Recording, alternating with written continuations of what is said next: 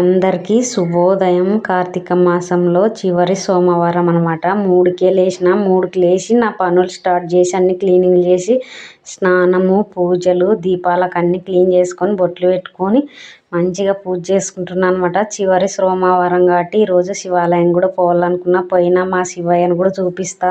నైటే అల్లికి పెట్టుకున్నా. ముగ్గులేసి దీపాలు పెట్టుకుంటే బాగుంటుంది. చలి కూడా ఎక్కువ ఉంది. అయినా కూడా శివయ్య అనుగ్రహం ఉంటే ఏదైనా చేయగలము.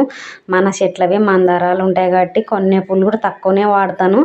మన చెట్లవే తెంపి ఫ్రెష్గా అప్పటికప్పుడు పెడతాను అనమాట మన ఇంట్లో పూజకి శివాలయంకి. ఈరోజు మన శివయ్యకి కూడా మనం గులాబీ కొత్త గులాబీ ఉందన్నమాట మన చెట్టుకి.